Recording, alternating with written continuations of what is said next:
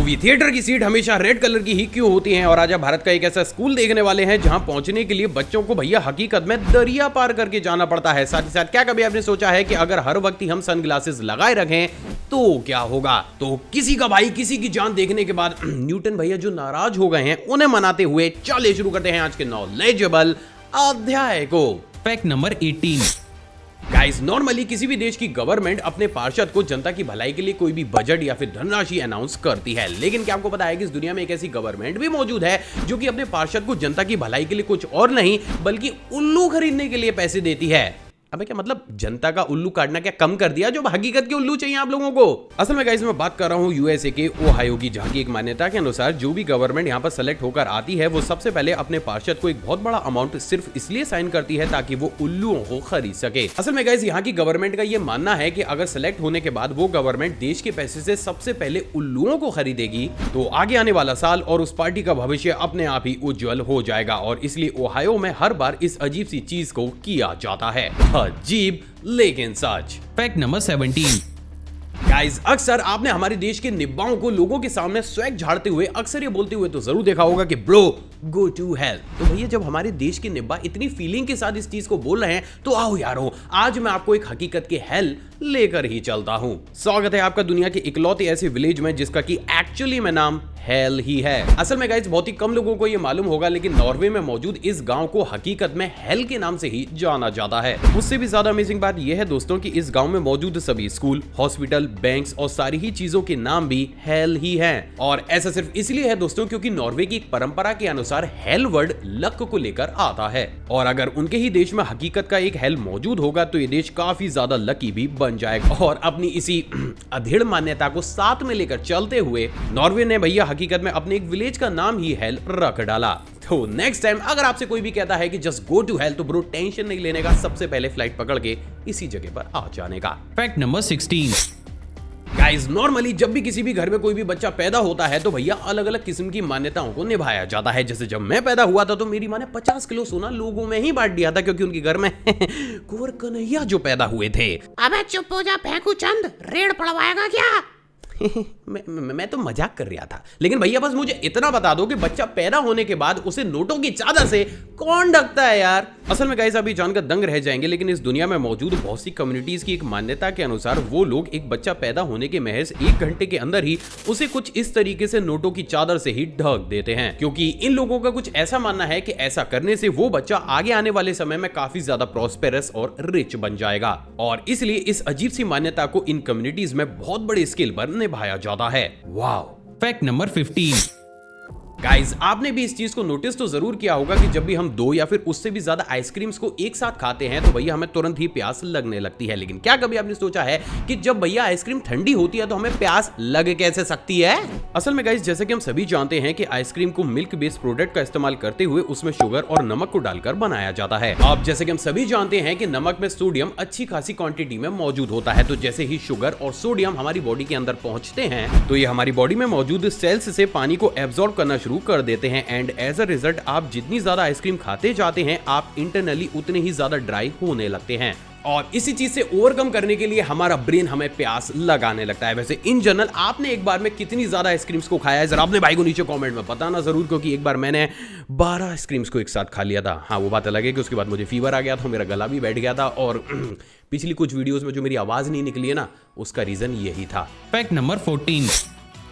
Guys, क्या आपको पता है कि ब्रिटेन के एक लॉ के अनुसार यहाँ पर जितनी भी क्वींस या फिर किंग्स होते हैं वो जब भी पब्लिक प्लेसेस में बाहर निकलते हैं तो उनसे 90 मीटर तक की दूरी पर कोई भी इंसान बिना सॉक्स के शूज पहने हुए खड़ा ही नहीं हो सकता, क्योंकि यहाँ पर इसे पूरी तरीके से इल्लीगल माना जाता है। और ऐसा सिर्फ इसलिए दोस्तों क्योंकि यहाँ के राजसी नियम के अनुसार अगर कोई भी शख्स 90 मीटर के सर्कल में क्वीन या फिर प्रिंस के पास बिना सॉक्स के शूज पहना हुए खड़ा होगा तो इसका मतलब ये होगा कि वो क्वीन या फिर प्रिंस की डिसरेस्पेक्ट कर रहा है, जिसके चलते हुए ब्रिटेन के अंदर अगर किसी भी शख्स ने ऐसा कर दिया तो भैया उसे सीधा उम्र कैद की सजा दी जाती है। मतलब भैया कुछ ज्यादा ही सख्त नियम ना हो गया ये? Fact number 13।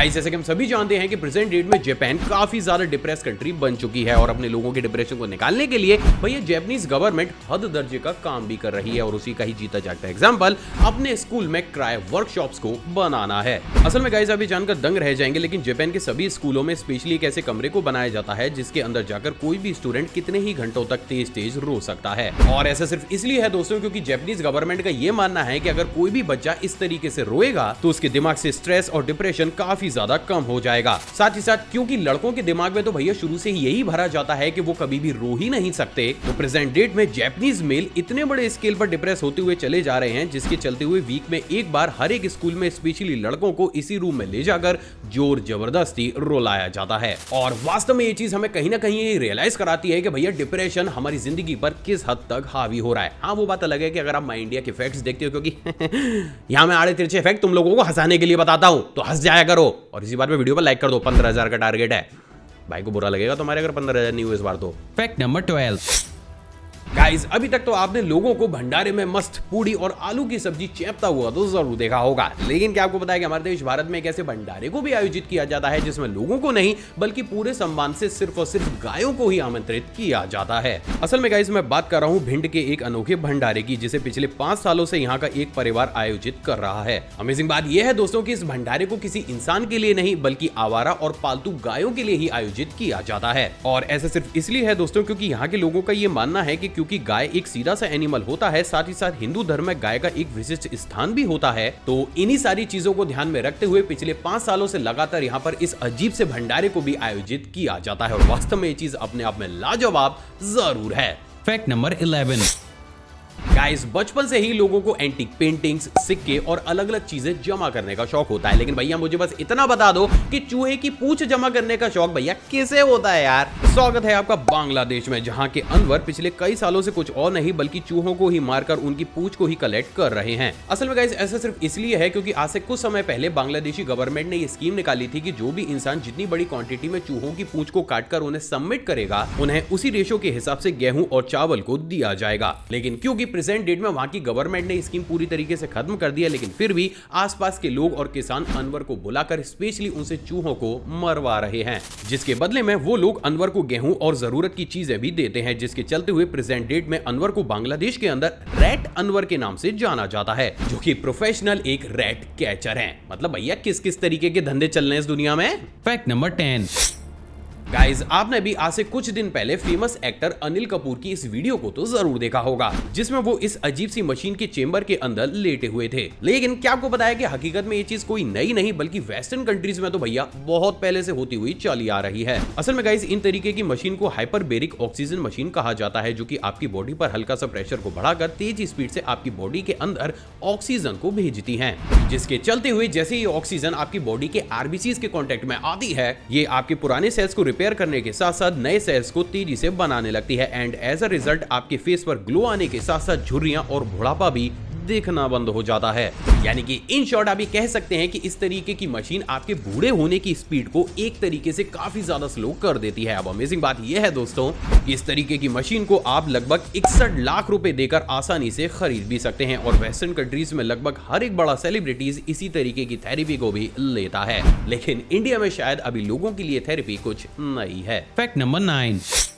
गाइस नॉर्मली हम नशे की लत से बाहर आने के लिए डॉक्टर के पास जाने के साथ साथ भैया पता नहीं किस किस किस्म के पाउडर और चूरन तक को भी फांक लेते हैं, but to be very honest नशा एक ऐसी चीज है जिससे बाहर आ पाना काफी ज्यादा मुश्किल है। लेकिन वहीं क्या आपको पता है कि जापान इस पूरी दुनिया की सबसे पहली ऐसी कंट्री बन चुकी है जो कि बड़े से बड़े नशेड़ी के नशे को महज 5 मिनट के अंदर ही खत्म कर सकती है। जी हाँ, सूखे नशे को भी। असल में गाइस अभी जानकर दंग रह जाएंगे, लेकिन जापानीज इंजीनियर्स ने अभी हाल ही में एक ऐसी चिप को भी बनाकर तैयार कर लिया है जो कि महज 5 मिनट के अंदर ही किसी भी इंसान के शरीर में इम्प्लांट कर दी जाती है। और जैसे ये चिप हमारी बॉडी के अंदर पहुंचती है ये हमारे ब्रेन को कुछ इस तरीके की सिग्नल को देने लगती है कि हमारे ब्रेन की हर तरीके की लत चुटकी बजाते ही खत्म हो जाती है। अमेजिंग बात यह है दोस्तों कि ये एक्सपेरिमेंट जापान में बहुत बड़े स्केल पर सफल भी रहा है, इसलिए अभी उम्मीद लगाई जा रही है कि मे बी आगे आने वाले समय में ये इन्वेंशन हमें हमारे देश भारत में भी देखने को मिल सकता है। वैसे क्या इस चीज को इंडिया में भी लाना चाहिए? आप अपनी राय कमेंट सेक्शन में दीजिएगा जरूर। वैसे सच बताऊं तो इससे देश की इकोनॉमी पर काफी ज्यादा फर्क पड़ेगा। क्यों? जिसे समझ में आ गया नीचे कमेंट करना। Fact number 8। गाइस, आपने भी इस दुनिया के एक से बड़े एक ट्रैफिक जैम्स को तो जरूर देखा होगा, लेकिन क्या कभी आपने लकड़ी के लट्ठों के ट्रैफिक जैम को देखा है? नहीं तो डोंट वरी, मैं हूं ना। असल में गाइस, बहुत ही कम लोगों को ये मालूम होगा, लेकिन कनाडा के मैकीज रिवर डेल्टा में लगभग 51 किलोमीटर स्क्वायर के एरिया में सिर्फ और सिर्फ डेड ट्रीज के ही लॉग ही मौजूद हैं, जो कि अपने अंदर बहुत बड़े स्केल में कार्बन को स्टोर करते हैं। अमेजिंग बात यह है दोस्तों कि ये सभी लॉग आसपास के जंगल से टूटकर इस रिवर के थ्रू बहते हुए इस डेल्टा तक आते हैं। उससे भी ज्यादा स्ट्रेंज बात यह है दोस्तों कि अभी हाल ही में अमेरिका और यूके के साइंटिस्टों के द्वारा की गई रिसर्च से बात पूरी तरीके से साफ हो चुकी है कि ये पूरी ही अर्थ पर कार्बन का सबसे बड़ा भंडार भी बन चुके हैं, जो चीज अपने आप में एक रिकॉर्ड है। हाँ, बस पुष्पा भाऊ को यहां मत भेज देना, वरना वो यहां से भी धंधा निकाल लेंगे। Fact number 7। गाइस, नॉर्मली हम हमारी फ्रस्ट्रेशन या फिर दिल को हल्का करने के लिए किसी दूसरे इंसान से बात कर लेते हैं, लेकिन वही बात अगर ब्रिटेन की जाए तो भैया यहाँ के लोग तो पेड़ों को ही नहीं छोड़ रहे। असल में गाइस, आप ये जानकर दंग रह जाएंगे, लेकिन अभी हाल ही में जारी की गई रिपोर्ट से बात पूरी तरीके से साफ हो चुकी है कि ब्रिटेन की कुल पॉपुलेशन की 40% पॉपुलेशन अपने घर में मौजूद ट्रीज या फिर प्लांट से ही बातें करती है, क्योंकि इन लोगों का कुछ ऐसा मानना है कि जब भी वो किसी भी प्लांट या फिर ट्री से बात करते हैं तो वो आगे से रिप्लाई उन्हें नहीं करते, जिसके चलते हुए उनकी दिल की फ्रस्ट्रेशन काफी हद तक उतर जाती है, और इसलिए अब ये चीज ब्रिटेन में एक तरीके से ट्रेंड ही बन चुकी है। Strange but true. Fact number 6। Guys, आपने भी अपने दादा और परदादा के मुंह से तो जरूर सुना होगा कि भैया जब भी वो स्कूल जाते थे तो वो ऊंचे पहाड़ और गहरी नदियों को पार करके जाया करते थे, लेकिन क्या आपको पता है कि आज की भी इस एडवांस दुनिया में हमारे देश भारत में एक ऐसा स्कूल मौजूद है जहां के बच्चे आज भी ये डायलॉग बोल सकते हैं, बाबू शायद। असल में गाइस, मैं बात कर रहा हूं मणिपुर की चैमोर विलेज में मौजूद लोकताल लेक पर बने हुए इस स्कूल की, जो कि भारत का अभी तक का एकमात्र फ्लोटिंग स्कूल है। असल में गाइस, आज से कुछ समय पहले इस स्कूल के आसपास मौजूद छोटे छोटे द्वीपों पर बहुत सी ट्राइब्स रहा करती थी, लेकिन क्योंकि समय के साथ गवर्नमेंट को ऐसा लगने लगा कि उनकी वजह से ये लेक काफी ज्यादा गंदी हुई चली जा रही है, तो गवर्नमेंट ने उन्हें वहां से हटा दिया। लेकिन क्योंकि उनके बच्चों की पढ़ाई डिस्टर्ब ना हो, इसलिए उन कम्युनिटीज ने लोकल अथॉरिटी से बात करके आज भी इस स्कूल को एक वर्किंग कंडीशन का रख रखा है, और यही वो सबसे बड़ा कारण है जिसके चलते हुए ये स्कूल देश का अभी तक का सबसे पहला और आखिरी ऐसा स्कूल है जहां पर बच्चों को जाने के लिए एक्चुअली में एक लेक को तैरकर या फिर बोट के थ्रू पार करना पड़ता है। तो गाइस, अगर आप भी इसी तरीके से ज्ञान की लेक में डूबना चाहते हैं तो इस चैनल को सब्सक्राइब कर उस बेल आइकन को प्रेस जरूर कीजिएगा, क्योंकि इसी अतरंगी स्टाइल में हर हफ्ते आपका आकाश भाई आपको फैक्ट बताने आता रहता है। Fact number 5। गाइस, क्या आपको बताया है कि जापान एक ऐसी कंट्री है जहां पर आपको अजीबोगरीब चीजें देखने के साथ साथ छोटे छोटे बच्चे पीली पीली कैप पहनते हुए इधर से उधर घूमते हुए नजर आते हैं, लेकिन सवाल तो ये उठता है कि भैया आखिर जापानीज लोगों ने अपने बच्चों को पी के बना ही क्यों रखा है? असल में गाइस, अभी जानकर दंग रह जाएंगे, लेकिन जापान इतना ज्यादा सेफ कंट्री है कि यहाँ के एक नियम के अनुसार जो भी बच्चा 6 साल का हो जाएगा वो अकेले ही घर से बस या फिर पब्लिक ट्रांसपोर्ट को पकड़कर स्कूल जाएगा। और ऐसा सिर्फ इसलिए दोस्तों क्योंकि यहाँ की गवर्नमेंट का कुछ ऐसा मानना है कि जब बच्चा इनिशियल स्टेज से ही ऐसे स्टेप्स को उठाना सीख जाता है तो after a certain time period वो पूरे ही तरीके से इंडिपेंडेंट हो जाता है। अब क्योंकि ये बच्चे होते तो छोटे ही हैं, तो अक्सर इन्हें येलो कैप पहनाकर स्कूल भेजा जाता है ताकि रोड पर चलते हुए ट्रैफिक या फिर लोगों को ये पता चल सके कि इस बच्चे ने अभी अकेला स्कूल जाना शुरू किया है, और जरूरत पड़ने पर वो लोग इन बच्चों की हेल्प को कर सके। और वास्तव में ये चीज अपने आप में लाजवाब जरूर है। Fact number 4। गाइस, क्या आपको बताया कि अभी हाल ही में जारी की गई एक रिपोर्ट ने पूरी ही दुनिया को हिला डाला, जिसके चलते हुए दुनिया को यह मालूम पड़ा कि चाइना पिछले काफी लंबे समय से लाखों की तादाद में पाकिस्तान से गधे और श्रीलंका से बंदरों को इंपोर्ट कर रहा है। लेकिन आखिर चाइना भैया ऐसा कर ही क्यों रहा है? असल में गाइस, अभी हाल ही में खुद चाइनीज गवर्नमेंट ने प्रेशर में आकर दुनिया को यह बताया है कि क्योंकि उनके लोगों को गधे और बंदरों का मांस खाने में काफी ज्यादा पसंद आता है, तो जैसे दूसरे देश बाकी के देशों से गेहूं और चावल को इंपोर्ट करते हैं, चाइना भैया गधे और बंदरों को ही इंपोर्ट कर रहा है। तो इन शॉर्ट भाई लोगों तैयार हो, नई चीज मार्केट में आने वाली है, जिसके चलते हुए अपना मांस वास लगा लो, ये ना थमेगा। Fact number 3। दूसरा फैक्ट करंट अफेयर की तर्ज पर है। क्या आपको पता है कि 25 अप्रैल को हमारे देश के प्रधानमंत्री श्री नरेंद्र मोदी जी ने केरल के कोच्चि में भारत की सबसे पहली वाटर मेट्रो का उद्घाटन किया है। अमेजिंग बात यह है दोस्तों कि इस बोर्ड के ऊपर भी दूसरी एडवांस मेट्रोस की तरह सारी ही फैसिलिटीज मौजूद होंगी, और ये परियोजना करीब 78 किलोमीटर तक फैली होगी। तो ये क्वेश्चन आगे आने वाले एग्जाम्स के लिए काफी ज्यादा इंपॉर्टेंट है, तो प्लीज इसे याद रखिएगा। Fact number 2।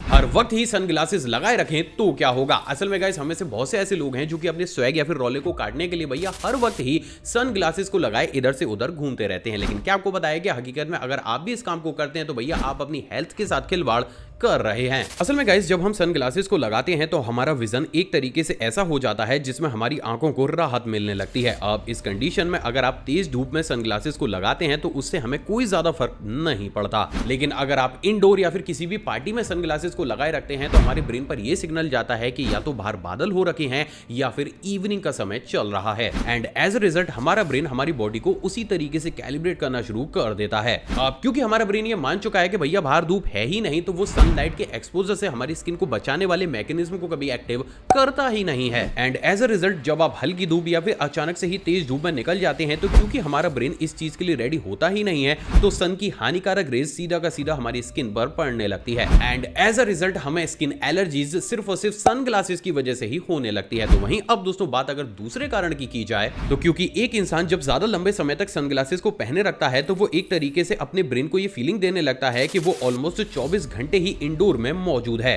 और ये चीज आपने भी नोटिस की होगी कि जब आप काफी लंबे समय तक घर के अंदर ही रहते हैं तो आपका स्ट्रेस और डिप्रेशन भैया अपने आप ही बढ़ने लगता है, क्योंकि हमारा ब्रेन इसी बेसिक प्रिंसिपल पर काम करता है, एंड एज अ रिजल्ट जो इंसान काफी लंबे समय तक सनग्लासेस पहने रहते हैं उनका ब्रेन भी उनके अंदर स्ट्रेस और डिप्रेशन जैसे लक्षणों को उभारने लगता है, एंड इन द लास्ट आपको इंसोम्निया जैसी कंडीशन को भी फेस करना पड़ सकता है। तो बाई चांस अगर आप ऐसी चीजों को करते हैं तो प्लीज आज से ही इसे लिमिट में करना शुरू कर दें।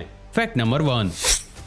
मूवी थिएटर की सीट हमेशा ही रेड कलर की ही क्यों होती है? असल में गाइस, आपने भी इस चीज को नोटिस तो जरूर किया होगा कि ऑलमोस्ट इंडिया के अंदर मौजूद जितने भी बड़े बड़े सिनेमा हॉल्स होते हैं उनमें सीट, कर्टेन्स या फिर इंटीरियर वॉल्स को हमेशा ही रेड कलर का बनाया जाता है। तो फिर आखिर में सवाल तो जरूर खड़ा होता है कि आखिर भैया इन सिनेमा घर वालों का रेड कलर से ऐसा लगाव है ही क्या? असल में गाइस, इसके पीछे का सबसे बड़ा कारण आपके एक्सपीरियंस को एनहेंस करना है। असल में गाइस, जैसे कि हम सभी जानते हैं कि किसी भी सिनेमा हॉल का मेन एम आपको मूवी का बेस्ट एक्सपीरियंस देने का होता है, और आपको एक मूवी का बेस्ट एक्सपीरियंस तब मिलेगा जब सिनेमा शुरू होने के बाद आपका पूरा का पूरा ध्यान सिर्फ सिनेमा के पर्दे पर होगा। अब इस कंडीशन में अगर मूवी थिएटर की सीट को किसी लाइट कलर का या फिर किसी दूसरे कलर का बनाया जाएगा और मूवी शुरू होने पर थिएटर की लाइट्स को डिम किया जाएगा तो लोगों का ध्यान स्क्रीन के साथ साथ आसपास की चीजों पर भी पड़ेगा, क्योंकि कहीं ना कहीं ये सीट, कर्टेन्स या फिर वॉल्स अपने कलर की वजह से ही आपकी आंखों को डिस्टर्ब करते रहेंगे। जी हाँ, मुझे पता है कि अब आपके दिमाग में ये क्वेश्चन जरूर खड़ा हुआ होगा कि भैया जब ऐसा ही है तो इन सीट्स को भैया ब्लैक कलर का क्यों नहीं बनाया जाता? असल में गाइस, ब्लैक कलर को सिर्फ इसलिए अवॉइड किया जाता है क्योंकि जब एक थिएटर में लाइट ऑन होती है तो उस कंडीशन में अगर थिएटर को ब्लैक थीम का बनाया जाएगा तो उसको रोशन करने के लिए भैया और ज्यादा लाइट्स की जरूरत पड़ेगी, एंड एज अ रिजल्ट उस थिएटर का अपने आप में ही इलेक्ट्रिसिटी का खर्चा काफी ज्यादा बढ़ जाएगा। लेकिन वही बात अगर रेड कलर की जाए तो भैया रेड कलर की ये स्पेशलिटी होती है कि जैसे ही उसके ऊपर लाइट पड़ती है वो अपने आप ही चमकने लगता है, लेकिन एज अ रिजल्ट जैसे ही अंधेरा होता है